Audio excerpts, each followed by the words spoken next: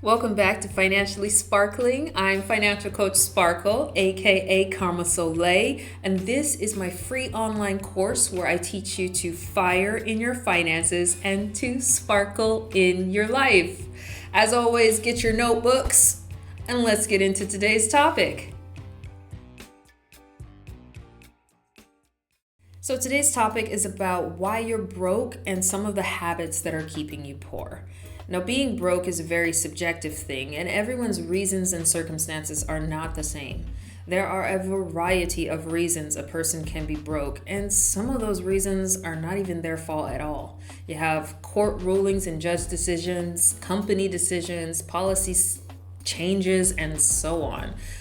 Now, for the sake of keeping things simple, I'm only going to talk about a few reasons a person can be broke in a general sense to help teach you some methods. Now, for specific needs, I recommend booking a session with me. But hopefully after today's video, you'll be able to help yourself out of this funk. A simple Google search reveals the top reasons a person can be broke. But how do these reasons relate to you? What can you do exactly to remove being broke from your lifestyle?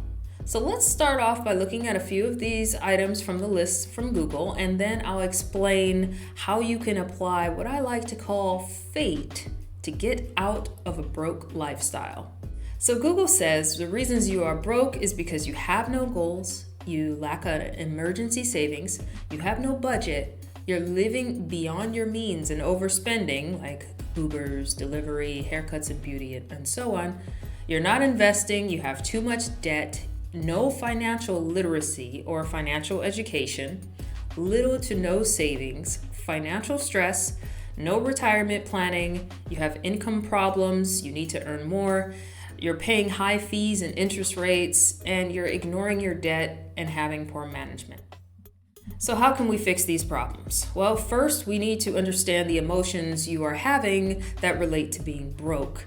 The most common emotions associated with being broke are depression, stress, sickness or illness, greed, stupidity, hopelessness. For example, your insurance won't cover the claims that they said they would when you signed up with them. An emotion of laziness can occur, low self-esteem or low self-confidence. You feel defeated or you're just scared. You have fear and you have this cowardly approach to certain things. So I'm going to say one way that we can understand how we're feeling about something is to ask yourself these questions like, what are my feelings about these things? What are my spending habits? What is my personality type? Am I sociable, which means I spend more money on people than I should? Do I have healthy boundaries when it comes to respecting myself around others? And why do I do what I do, and why do I feel the way I feel? So now that we've identified your feelings, let's talk about the plan to become right. Fate. It stands for F, find the problem. What is causing you to be broke? A, accept the problem. Understand why you felt this way about the problem. It's about realizing that your emotions towards this problem haven't actually helped you fix the problem. But once you've accepted the problem and you are done dealing with this problem, you are now ready to remove this problem from your life for good. T is the treatment plan. This is the plan designed for your specific needs to remove the problem from your life. E, execute it. Just do it. Nike. It is important to put the plan into action. You must follow through. You can't get out of this if you don't put in the necessary action that you need to get out of it. So let's look at some case study examples to help you identify how you can use fate in your own situation. Example number 1. Courtney is a single mother of 2. She, as well as the father of her children, are having some income troubles. Her job has been contemplating laying off employees. She would love to earn more money to support herself and her children, but she hasn't had the time to search for a new job that fits her needs. She is receiving help from the government and child support, but if we're being honest, it isn't enough in this inflated economy to survive without a job. So let's apply fate. F. The problem is that she has financial stress and income issues. A. The problem is real, but adding stress and worry will only cloud her judgment in decision making. She should accept this reality that she can't change her mindset, and be ready to make a plan. T. The plan is to know if the threat of losing her job is real, or to find a new job and find living assistance. E. Time to execute. She should ask her boss about her future at the company to know exactly where she stands. If she doesn't need to worry about losing her job, her only challenge for her life is finding a better job. If she is at risk for losing her job, then she needs to start looking for a new job through temp agencies, recruiters, word of mouth, or doing a part-time job. She can have a part-time job based on her skills and hobbies, or something she can do with her kids, like house sitting, pet sitting, cleaning service, teaching online, coaching school teams, being a bookkeeper, community and recreation center work, and so on. Example number 2. Juan is 28, he's single, and he has a full-time job, savings, and budget plan. However, he doesn't have any retirement plan investments. His employer is matching his contributions each month, which means free money for him.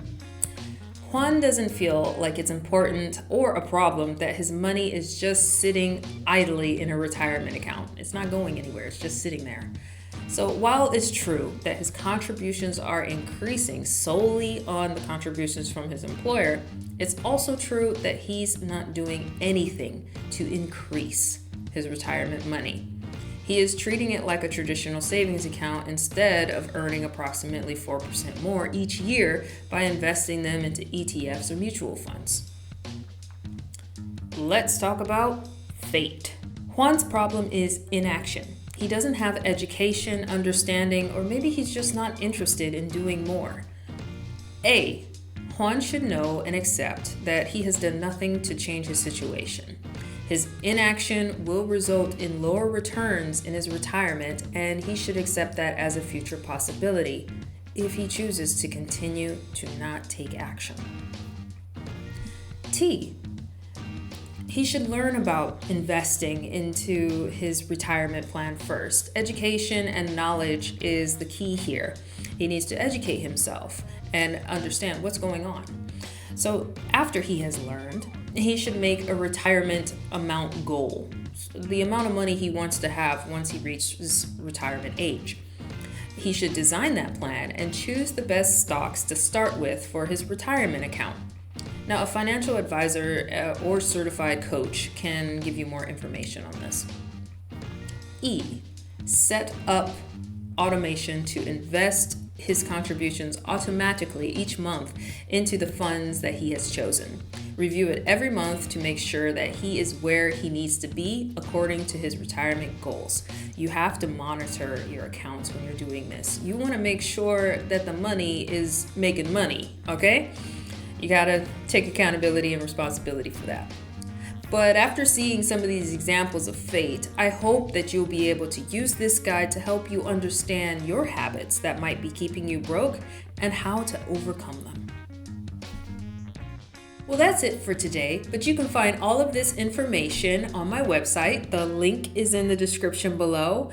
If you need more help with your finances, you can always book a one-on-one consultation with me via Fiverr. I offer low-cost financial assistance, but everything else is free. So until next time, keep sparkling.